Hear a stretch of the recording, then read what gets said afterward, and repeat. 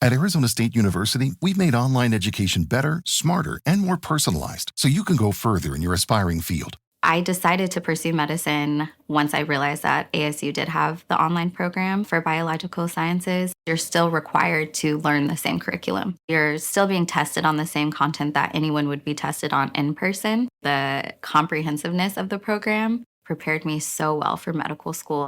Explore over 300 programs at asuonline.asu.edu. The numbers told the story, they always do. It's one of those idiots who believe in analytics. This is A Numbers Game with Gil Alexander on VSiN. Hour number 2 of A Numbers Game presented by Zyn Nicotine Pouches as we are live from downtown Las Vegas. Bar Canada at the D. I'm Ben Wilson in for Gil Alexander. Next few days, Kelley Bydlon next to me here on the desk. French Open underway here and a couple more matches to go here on this Monday. Novak Djokovic takes the first set over Francisco Cerundolo 6-1 as he looks to advance to the quarterfinals. We're about 10 minutes away from Taylor Fritz and Casper Ruud getting underway. That is the match that would meet the winner of the Djokovic-Cerundolo match. Again, I've got the 2-leg moneyline parlay there going Ruud in leg 1, Sasha Zverev over Holger Rune in leg 2 pays about -1. I got that -104 yesterday. We're looking at about -110 or so if you bet that right now. Exciting stuff, Kelley. French Open. Ben, I'm always happy to do shows with you, but I would be lying if I didn't say I have got one of my eyes kind of down the hallway waiting for people with torches to show up after your Iga slander. Yeah, we do. I think this is the most tweets I've filled in for Gil, probably a dozen times. It's by far the most tweets we've ever gotten on a single show, which is awesome. I like how you didn't even go after Iga, but I get to spin it that way. You do get to spin it that way. From Brian, it's been anarchy on AG. That's a great word, anarchy. There has been Iga slander. What's next? Handing out sushi spots and saying Giants magic is steroids? So good. Would you like me to give my top 5 sushi places in Vegas, Kelley? Do you actually have a top 5? I mean, if you, what's your favorite spot? I could think about it right now, and then I would. Because, to me, I don't think I have a favorite sushi spot in this town. There are multiple really good ones that I've been to. To me, it's all different categories.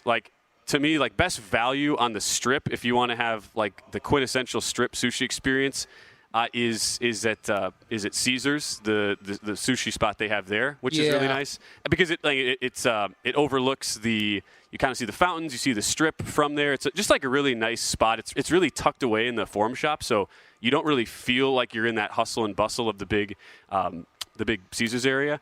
And I don't know why I don't know why I'm blanking on the name. The Caesars shops, you are right. It's nice. It is nice because you get away from the craziness of Caesar's Palace, where it becomes that way sometimes. It's on the second level of the Forum Shops. I actually don't know what you're talking. I don't think I've eaten there. It is way in the corner. Roku. Okay. Which is, I mean, look, there are several Rokus around the country. Yeah. But I just like it. It's literally the farthest. If you go to the Forum Shops, it is the farthest restaurant on the second floor. So you're gonna get your steps in getting there. But it's a great ambiance. It's the value. It's not superly overpriced like a lot of strip places are just in general, which to me matters a lot. Well, you hit on something there that I think there's a couple of things that surprise me in this town. There's always the restaurants like that where you've got a great view of either Bellagio fountains and the strip area there where I know it sounds very touristy and cheesy, but it never gets old. Sorry, watching the Bellagio fountains to me never gets old at night.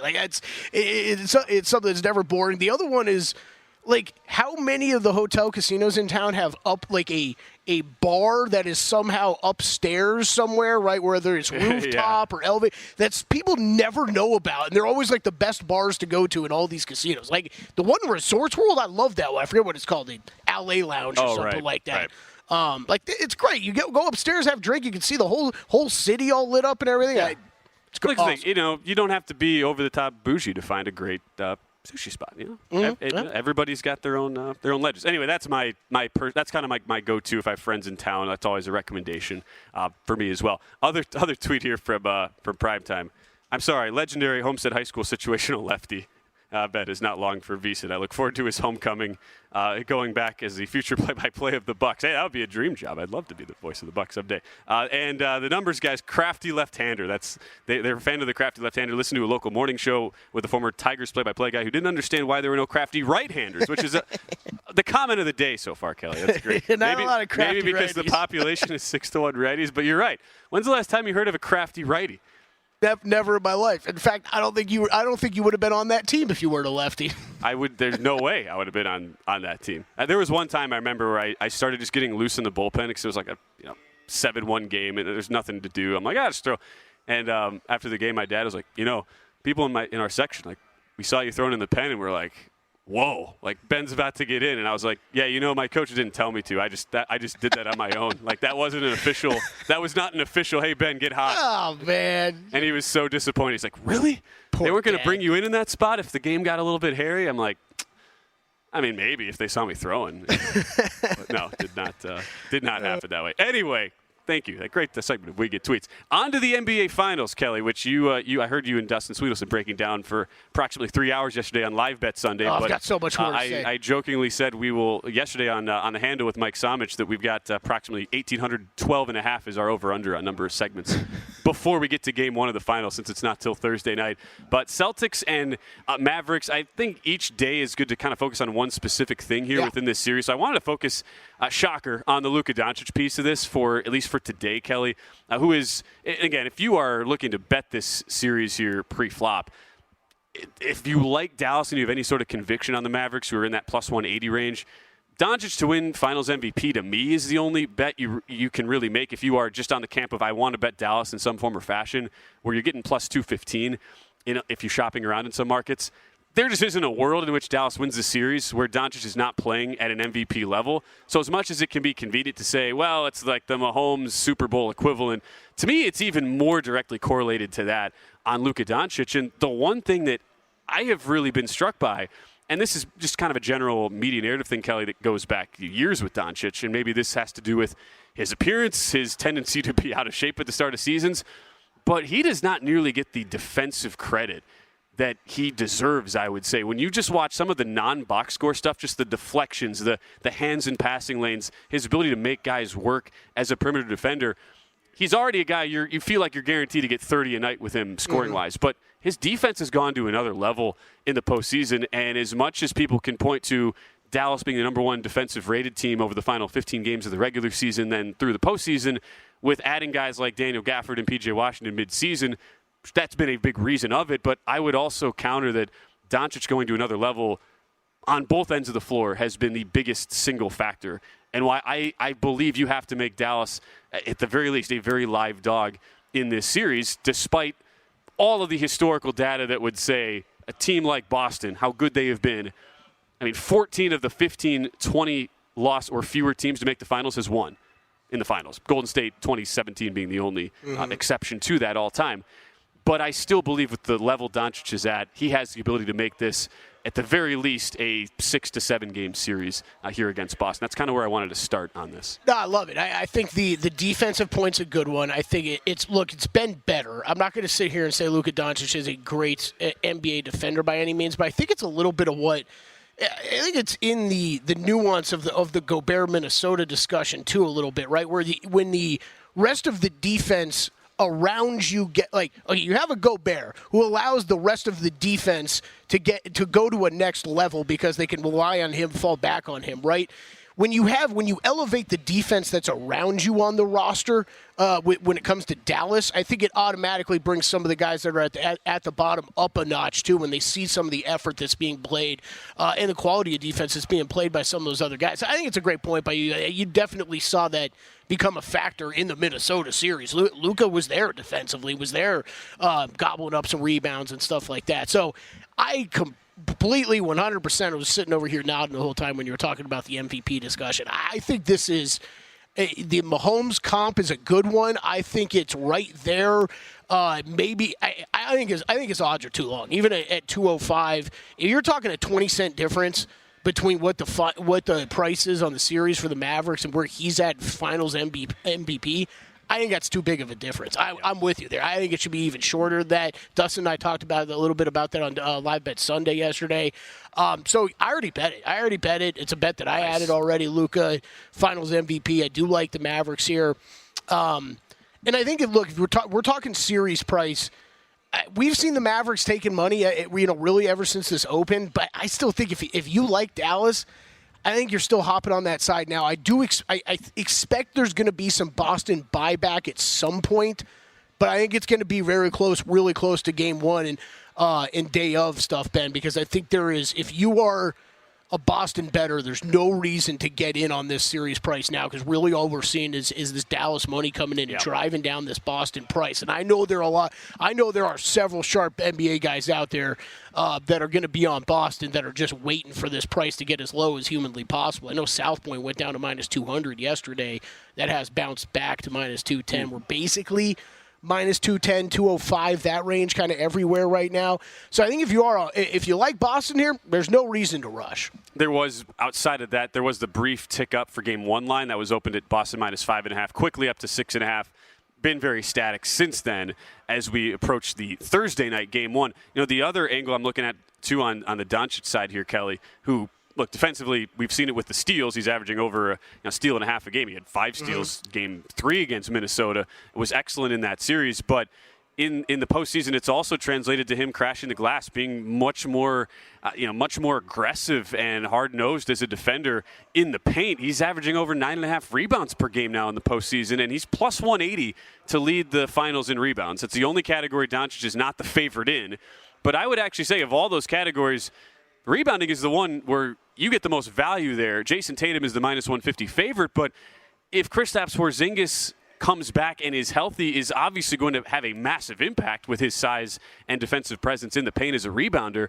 Naturally, that takes some boards away from a Tatum, and it maybe reduces some of the raw numbers that we've seen so far in the postseason and the reason why Tatum is favored in that market. So to me, it goes a step further on Doncic.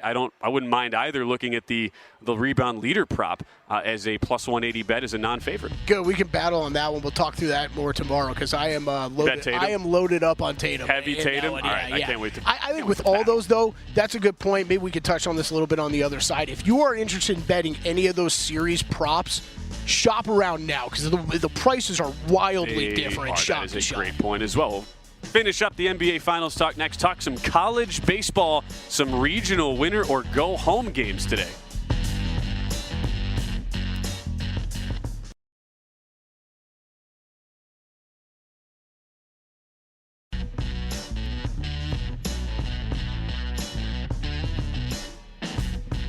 A numbers game on VSiN, the sports betting network. Hour number 2 of A Numbers Game rolls on from downtown Las Vegas, Bar Canada at the D. We still have Mike Somich still to come, weekend host of The Handle. I got to spend 6 great hours, Kelly, with Mike Somich over the weekend, filling in for Matt Brown, who's off in Scotland playing golf right now. Jerk. Matt texted me the other day. He is having fun. He's like, I played Carnoustie, but there was wind and rain but it was awesome. I'm like, yeah. Isn't that kind of how you want to play it? Like, yeah. You want all the elements? You want the elements. If you're one Matt Brown. We were comparing, vacation golf photos because I was playing in Bermuda, and I was like, this is pretty awesome. And Matt was like, yeah, it looks pretty cool. Well, I'm at Carnoustie right now, so, And I'm like, touche. Way to go, Matt. Way to go. Kelly, your response is proper. Shaking the head. There's nothing more you need to say. It's a rough life out here for Ben Wilson and Matt Brown. Sorry. Mike Somich coming up in 15 minutes. We'll give his thoughts Stanley Cup Finals as well as the NBA Finals and any Major League Baseball plays Mike has today. We'll talk college baseball. We have 4 regional finals that are true winner go home to decide super regional matchups. Could be a 5th. There was one weather-delayed game that had to be postponed, moved to today, that could potentially force a 5th regional final. We'll break all that down here before we wrap up. But some NBA talk here continuing on the overall series. So you have loaded up, Kelly, on Jason Tatum to lead the series in rebounding. First, I'll ask you what price. And then second, minus 105. Okay, 105. Yeah, DraftKings, it's minus I'm just looking at the DraftKings numbers, minus 150. And so as a result, these books do vary pretty wildly on the price. That is a very good number. And we also think about where this general thought process is on the series as a whole. First off, you can give your explanation here for the Tatum piece. Then we'll kind of pitch you to a segment soundbite we had from yesterday on Live Bet Sunday, just talking about general thought process here for the NBA Finals. But first, Kelly, explain your Tatum piece, because I gave my thoughts on the Doncic rebounding. Yeah, I mean, I think it's well, first of all, the Porzingis will be a factor. Yeah, undeniably. I do think that I'm in that camp of people, though, still that man, you hear from some people that it just feels like there's this massive assumption that Porzingis is going to be good to go 100% for Game 1. I just don't know that we should be fully believing that yet. Yes, he practiced on Saturday, but it was a light practice. And Joe Varden, who we are going to hear from here shortly from The Athletic, he was on with us yesterday. I mean, he said even he thought it was a little bit more cautious with what Porzingis is going to be like. It's just such a massive factor to the series. And I don't know. I'm not, you never want to play doctor. I just don't know. I don't know if I fully believe he's going to be 100% for the series. Wouldn't be shocked if he did. Maybe miss some more time. So that's something I'm watching closely. Having said that, though, I think the way that they're going to play this, Ben, so much is going to be trying to Porzingis. Not as much towards the basket, because you want to be able to draw out those Dallas bigs, which we really haven't seen a team be able to take advantage of pulling those guys away from the basket, and they've been so good between Gafford and Lively with protecting the rim and protecting the basket. I think Boston's going to look to do that, which drags Porzingis away, opens up some of the rebounding for these guys to crash in from the outside. I think Tatum's going to have a lot of those opportunities, averaging over 10 rebounds during the playoffs. I really think this is going to be Tatum or Luka when you're talking about who leads it. You are right. I think that there's about 1.3 rebounds a game that Luka Doncic gets that are simply, okay, rebounds up in the air. There's 3 Dallas Mavericks there. One of them's going to get it. And the other 2 guys think, well, I could rebound the ball and then pass it to Luka right away to bring it down the court. Or let me just get out of the way and let him grab the rebound. Like, that's like I'm making a joke about it, but like seriously, when you're betting on stuff like that, there's so many that feel that way. Tatum, though, I think the matchups that he's going to have are going to allow him to be athletic on the rim. I'm interested to see if there are any Porzingis issues at all. Does Boston try to go a little bit smaller as well? If they're getting killed by the bigs on the inside by Dallas and we've seen Tatum at the 5 here throughout the playoffs at times. Horford, I just don't know if Horford's going to be able to hold up with all the minutes that are going to be required if he's really going to be asked to do a lot. And if that's the case, I do think you're going to see some Tatum at the 5. My handicap's really not about that, though. It's mainly just the consistency of a rebounder that Jason Tatum is within this system, with whether Porzingis is there or not. Those numbers are always consistent, and I thought at minus 105, again, different story at minus 150, but shop around, because I bet it on Saturday. Minus 105. Was out there. I think he has a really, really, really good chance to lead this series. Luke would be the only guy I'm really that concerned about. 10.4. I don't think the bigs. I just don't think the bigs are going to come into play, because on the Dallas side, Gafford and Lively split the time, right? And they're going to continue to do that, so they kind of, they take away rebounds from each other. 10.4 postseason rebounds per game for Tatum. That's over 2 up from the regular season. A lot of that has to do with the lack of Kristaps Porzingis. Minutes played. Sure, minutes played as well. You have Doncic at 9.6, slightly up as well from his regular season numbers there in the postseason on that. You weren't convinced by the Porzingis, the stationary shooting videos that came out over the weekend, Kelly? That wasn't getting you fired up about, KP going to be snagging 10 boards a game. Even like the couple reporters and people I heard or we talked to that were there around the team. They said, regardless of Porzingis, it was a very light practice in general, so it was hard to take anything from that at all, but especially anything out of Porzingis' health. Somich and I were debating what's the top 5 injured athlete videos coming back. Like, he made the good point of, I think the Tiger Woods chipping was the best, because it's chipping. It's hilarious. Just chipping, putting. I personally I thought that was a very good one too. I always like the boxing ones where it's just the guy softly just going into the punching bag. It's like, cool, bro. You know how to. Right, yeah, exactly. We're aware. You know how to punch. That is a very basic thing. You are doing that thing. So congrats to you.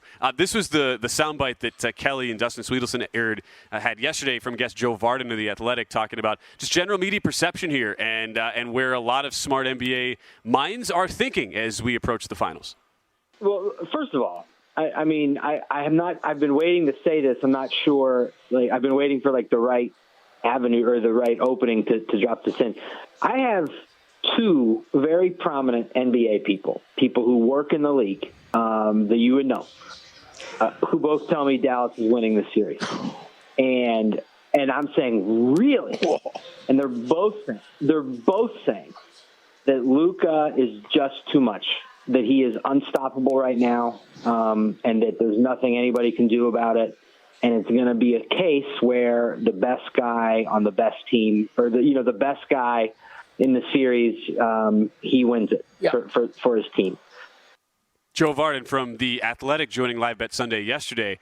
And it's fascinating, Kelly, when you hear that compared with the fact that were Dallas to win this series, believe it or not, going back to the merger, they would be the third biggest underdog to win an NBA Finals since the mid-'70s. I think it's pretty wild. I think it's fascinating. You brought up the stats earlier of just teams with this few losses, how well they've done. 14-1 in finals all time. Yeah, I think it's a fascinating matchup. Yes, I'm on the Dallas side. I have tickets already, but even if I didn't have my futures tickets, Ben, I'd still be leaning Dallas for this series and for a lot of what Joe just talked about. I just think Luka's too much right now, and we're finally seeing him getting a bit healthier, looking a bit more like himself on the court.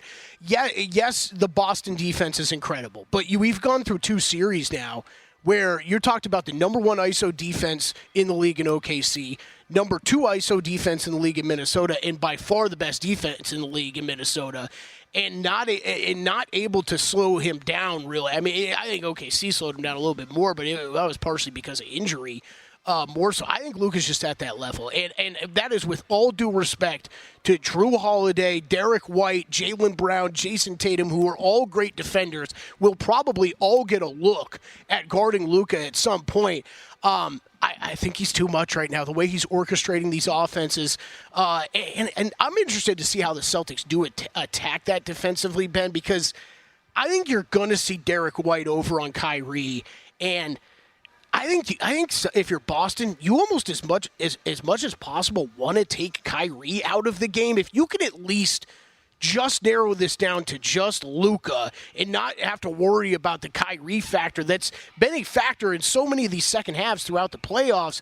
If they can shut him down, I think they stand maybe a better chance that way. But it's kind of like the Jokic defense we talk about a lot, right? We're like, let him get his, just don't let him distribute to everybody else around the court. I kind of feel like that's Boston's best chance, but if that's Boston's best chance, you're talking about some massive numbers that Luka's going to put up during this series. And I think they have the guys to throw at him. I just don't know. The past two teams they've played have had the guys to throw at him, too, and it hasn't been much of a problem for Luka Doncic. Still looking to price shop on some of these, Kelly, but the total games, the 5.5, DraftKings has it over minus 150, but that is a bet. It comes down to price shopping, getting the best number. Whether I want to do over 5.5 or just splitting bets, series ending in 6/in 7. I bet Mavs in 6 as well. Mavs in 6, okay. Yeah, I took a piece of that. I bet some series bets. I did that. Well, we'll run through them all tomorrow. But all I'm saying is this to be a deep series, that to me feels like, as closer to a sure thing mathematically as I would feel comfortable betting into, while still giving yourself giving the insurance at least that Boston, who has just incredible regular season, postseason historical numbers, still wins the series, yet it will just take a long way for them to do so. It's our early thought here on the NBA Finals. We'll continue the discussion with Game 1 coming up Thursday night. Get Mike Somich's thoughts on the NBA Finals, Stanley Cup Finals, and some baseball on the card today when we come back to a numbers game.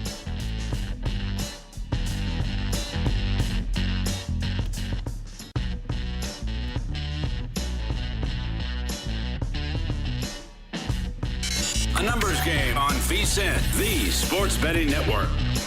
Act now and save big. For a limited time, get an annual subscription to VSiN Pro at an unbeatable price. Normally $240 a year. You can now subscribe for just $199, and we'll throw in an extra month for free. That is 13 months of VSiN Pro access for less than 50 cents a day.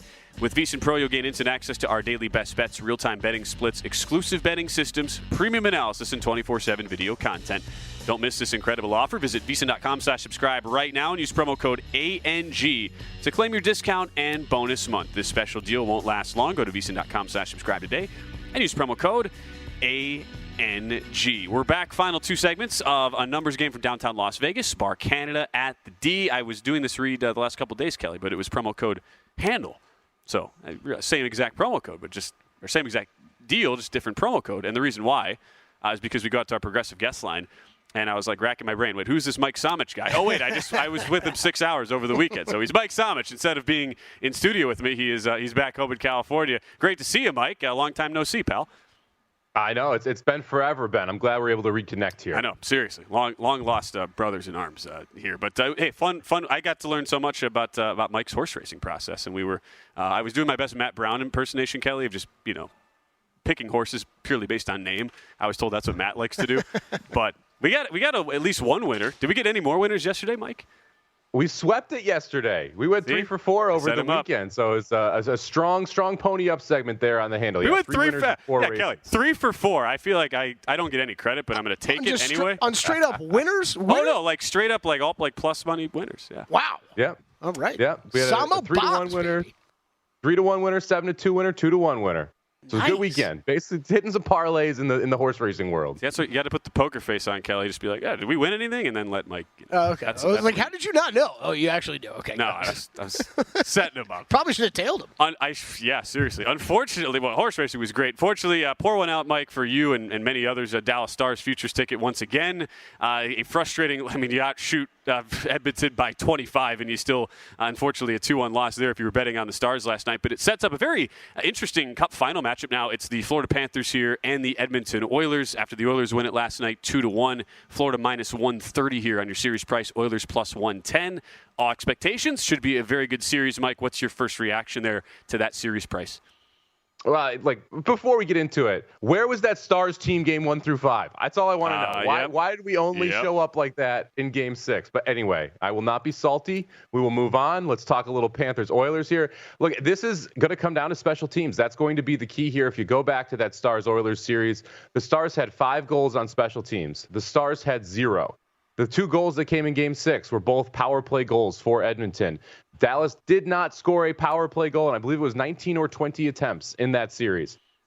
That's going to be the key in this series as well. We saw the Panthers able to absolutely shut down the power play from the Rangers. That was one way the Rangers were able to consistently score in the earlier rounds. They had the number 1 power play through one round of the NHL playoffs. So the Panthers' penalty kill against that Oilers power play going to be very important, as well as the Panthers just staying out of the box. The easiest way to not give up a power play goal is to not take a penalty. So we'll see if Florida able to stay out of the box, and if they are not, if that penalty kill can be effective against McDavid and Draisaitl and Hyman and just this laundry list of talent that you have on those power plays for Edmonton. And on the other side, this has been a very good Florida power play. Now, Edmonton coming off a series where they didn't give up a goal on the penalty kill, that's going to be the other part of this. Can Florida get goals on the power play? Edmonton been very good at standing up teams at the line, not even allowing that zone possession time. So special teams going to be a huge part of this.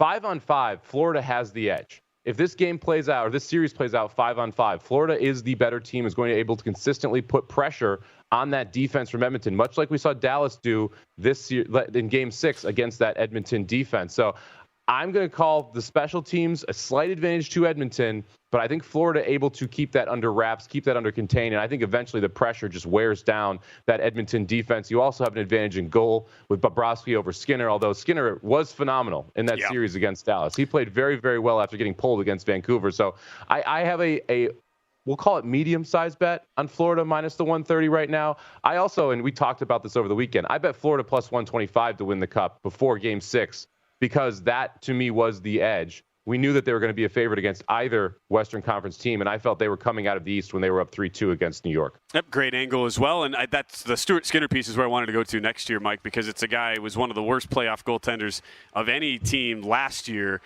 able to flip it, I wouldn't say totally 180 because there were some brief moments where you wondered, you saw the wobble and you saw the benching against Vancouver, but still over 7 goals saved above expectation in this postseason. How real do you believe of this Skinner resurgence from what we've seen here so far? there is a precedent for this to happen in the NHL playoffs. So it's hard to just discard it, right? I mean, Jordan Binnington for the Blues was phenomenal in the playoffs. He's never reached that level again, right? And so you have people that you can point to in the past that have taken teams to the Stanley Cup and won the Stanley Cup based off a goaltender playing just out of their mind. And that's how it looks with Skinner right now. I mean, he faced 35 shots, only gave up 1 goal. There were quality chances inside that 35 shots, especially in the third period, where it felt like Dallas could have scored 4 or 5 goals. Skinner made, we'll call it 3-4 monster saves, and Dallas missed the net a couple times. Doesn't help. But he still played exceptional. He was in position. He wasn't making mental errors, which was a big part of why he got pulled against Vancouver. If he plays like that, it gives Edmonton a real chance. But you still have to say you trust Bobrovsky more than Skinner going into these finals. Mike Somich joining us right now on our Progressive Guest Line, a numbers game here on VSiN. You see Mike on the Handle weekends, noon to 3 p.m. Eastern with Matt Brown, or sometimes me, or sometimes Jonathan Von Tobel, whenever Matt's off frolicking in Scotland playing golf here. Our last few minutes here, Mike, let's transition to the baseball. Pretty light card for today, but we really dove into it deep here over the weekend. A lot of good angles here to discuss. And one angle was the chaos weather-wise at Wrigley Field, where they had a game that didn't start till almost 10 p.m. local time, and the Reds were able to take advantage. I mean, they just blew out the Cubs yesterday, as the Reds have made a little bit of a surge here in the NL Central after a very slow start. They are at Coors Field today, continuing their road trip, and send the lefty Andrew Abbott to the mound against Ryan Feltner and the struggling Rockies, who got blanked yesterday by the Dodgers. What angle are you looking at there in that 8:40 Eastern first pitch tonight? I'm pretty surprised by the pricing in this game here. I think we would all agree the Rockies bottom 5 team in majors. And in Cincinnati, when playing well, you could make an argument top 10, top 12 team in baseball. And it seems like Cincinnati started to turn a corner. TJ Fried back in the lineup after an IL stint. We saw him homer for the first time all season yesterday. And here we are with the Reds as a slight favorite. Well, minus 112 right now over on DraftKings for the full game. I think there's an edge in the pitching here for Abbott. I would much rather have Cincinnati's lineup. To me, this is a pretty easy one to get into the account. So I played a first 5 bet here. I took the Reds minus 110 in the first 5. I was also surprised the first 5 money line was cheaper than the full game money line here on the Reds. So excited to get them first 5 minus 110. Yeah, Reds still last in the division, but they've won 6 of the last 10, beat the Cubs yesterday 5-2, and take on a Rocky team that, it's not going well. Even with Coors, they're still a bottom 5 WRC plus team across all metrics, basically 21-37 so far there on the Rockies. As far as other action today, Washington Nationals are in action here, Mike. Just looking at what they've done, I mean, it's been very impressive just considering the expectations here for Washington coming into the season. The fact that they're basically a borderline 500 team. We were very staunchly in fade operation of the Mets yesterday. You got there in the 9th inning on a Ketel Marte game-winning 2-run homer to cash it over 4.5 team total. Hell of a win for you, Mike, after I lost on the first 5, but looks like we're going back to the well here in Operation Fade the Metropolitans. We are, and I'm not going to call that one overly lucky. I was a little frustrated. We had the bases juice winning. We had runners on second multiple times and just could not get any runs across after putting up 3 in the first 2 innings. So I was happy we were able to finally cash that ticket there in the 9th at plus money. Yeah, I'm going to go ahead and fade the Mets here, and this is just a perfect storm. I've got Mackenzie Gore, who is the starter I trust the most for Washington. He was a highly touted prospect, came over in the Juan Soto trade from San Diego. He has had flashes of where he's starting to really come around, and I believe that he has pitched, we'll call it right around expectations for this year. I don't think you have a regression coming. I don't think you have a massive upside for him either, but I think he's one of those pitchers that can put in good quality starts. On the other side, we've got McGill on the mound for the Mets. And this is one of those pitchers where I have that expectation you are going to see some regression. He's only had 3 starts. If you look at his Ks per walk, it's 3.3 right now. He had a much worse Ks per walk last year when he had 3.9 2 years ago. His ERA was 4.5. Right now he's sitting with a 1.69 ERA. So there is going to be some regression for McGill coming at some point.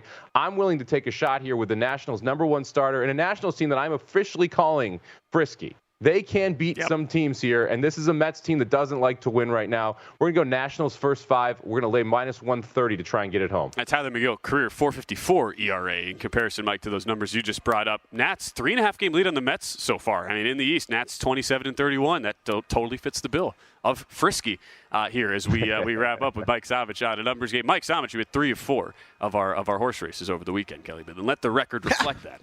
That's what he does, man. That's what he does. Samo Bomb 18. Mike doing the shoulder shrug, man. Sierra Leone this weekend, Mike? I'm leaning Sierra Leone, but keep an eye on Mindframe. Going to be really interesting horse. Never faced this level of class, but getting the opportunity with fierceness out, that's where Pletcher's going. I think Mindframe's got a big shot, but Sierra Leone should be your favorite and is your most likely winner. Going to Saratoga this weekend, final leg of the Triple Crown. Knott's Belmont Park. Fascinating to see how it all plays out this weekend. Great to see Mike Somich as always. As we take a break, come back with our final segment. We'll talk college baseball, some regional games today, win or go home, and final updates on the French Open when we return.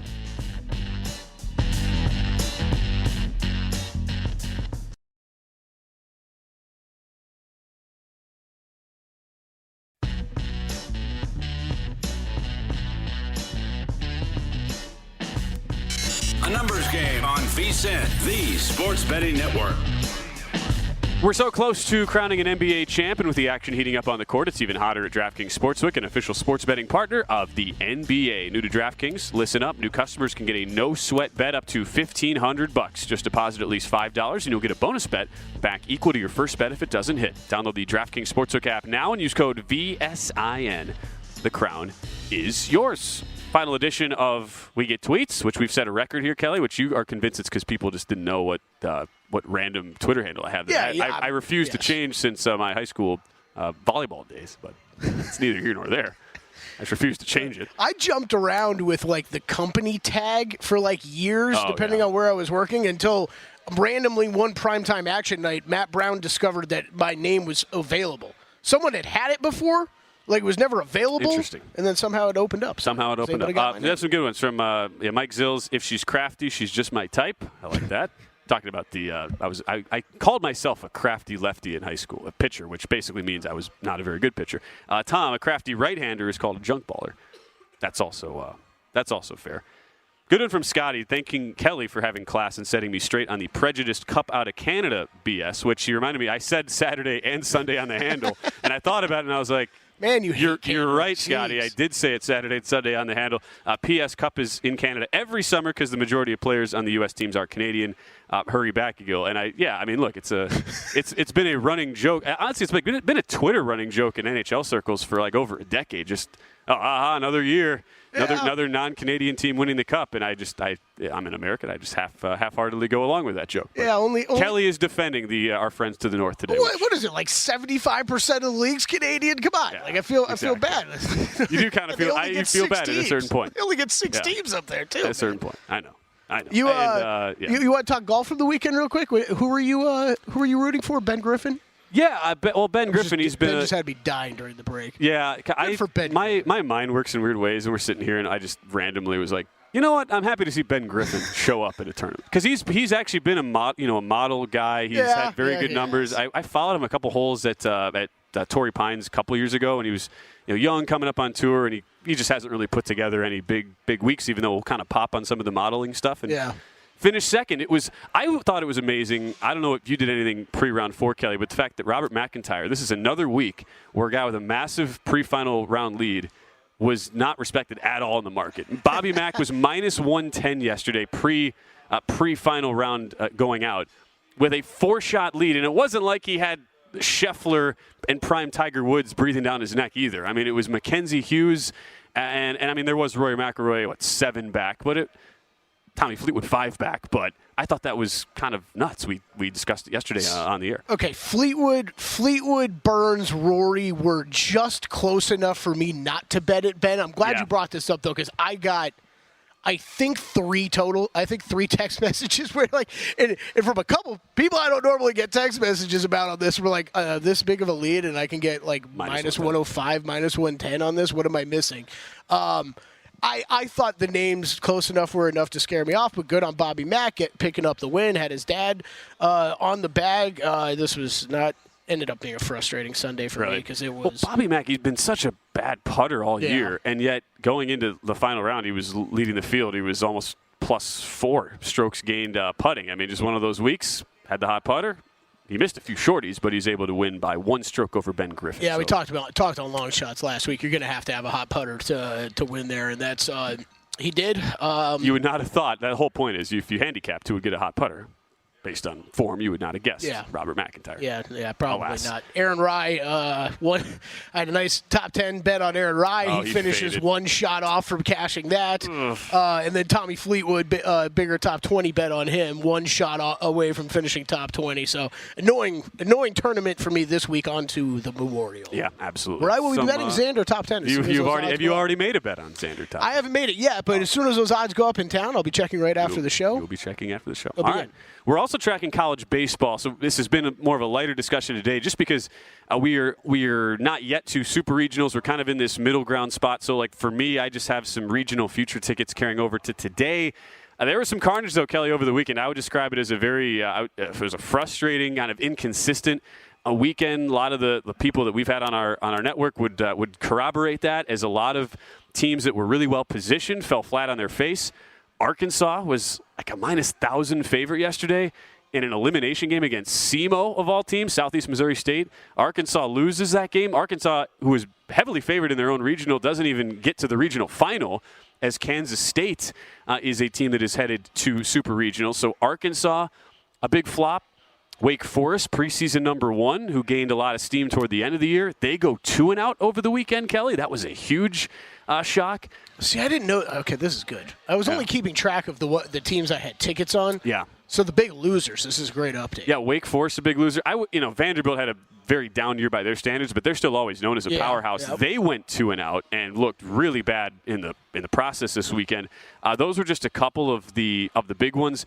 The one regional, so I had Indiana State as a long shot 3-1.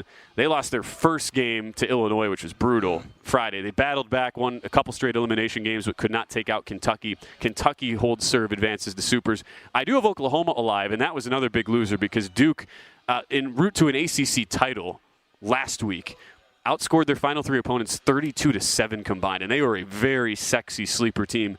The Duke Blue Devils, they just fall flat on their face. They end up getting bounced by Oklahoma yesterday. Oklahoma, so I've got them plus 160, who I was on with Gil last week talking about regional futures. Oklahoma, we feel pretty good because they're minus 260 today in that regional championship, 9 Eastern against UConn. And so that's kind of why, I'm not going to go back in and double dip on these teams. The one that's about to start, East Carolina, they were shocked by Evansville, the 4 seed, in the first game of that regional. Evansville is in the title game, but East Carolina comes all the way back. They eliminate Wake Forest. They beat Evansville yesterday. They pound them 19-4, and now East Carolina is a $2.85 favorite in a game that starts in 10 minutes there to punch their ticket to Super. So again, you're having to pay still some pretty big prices on these elimination games if it is the sleepers that have made it to the last round of the regional against the top seeds. One betting angle question on the overall College World Series futures board here. Are there any of these teams, and I guess I'm thinking more of like an Oklahoma State or something like that, who I have a ticket on, to win the College World Series, but some of these teams in these elimination games today, where you're going to be able to get much longer odds, right, than you will tomorrow if they win in advance, correct? Yeah, exactly. Are there any of those that you think are interesting, longer shots right now? And unfortunately right now, DraftKings, they do not have the World Series odds up, which kind of kills that idea. But I'm just looking around at other shops because other books do have this up right now. Tennessee 3-1 favorite at another book I'm pulling up, A&M plus 360. Yeah, if you're in a situation because after the regionals you go to a best of 3 super regional. Right. I mean, like North Carolina, LSU. I guess if you had a strong opinion on one of those sides, sure. Right? Like that could be one that those odds are going to be a lot shorter when we look at this tomorrow. The other thing I'd add, and I learned this in a sense the hard way last year, where I had a TCU, big ticket on, I think it was 40-1 on TCU to win the College World Series. I took a little piece off in the regional because they were in Arkansas's regional. TCU ends up winning. I let it ride through supers, but then, as much as it is enticing to say like a North Carolina 14-1, all right, you win. Now you're in supers and you're at a better, in a much better position. It is really, really hard to properly monetize a ticket with the double elimination format of Omaha. And again, that's what I learned last year. I mean, I fortunately took a little bit of profit in TCU, not as much as I would have liked because, they ended up they lost right away in the College World Series. They go to the elimination bracket, but then they win a couple games, and it becomes very frustrating when you're like, all right, well, I'm almost rooting for them just to lose so I can just get this hedge over with and make a profit. That's where I would kind of hold back a little bit. As much as normally we would think of that as an angle, it's not the same thing as, say, Game 7 of a Stanley Cup, like a conference final, where you're betting on a team, and if they win, now the odds will be cut drastically. Like, there's still so much work to do, even if you get to supers.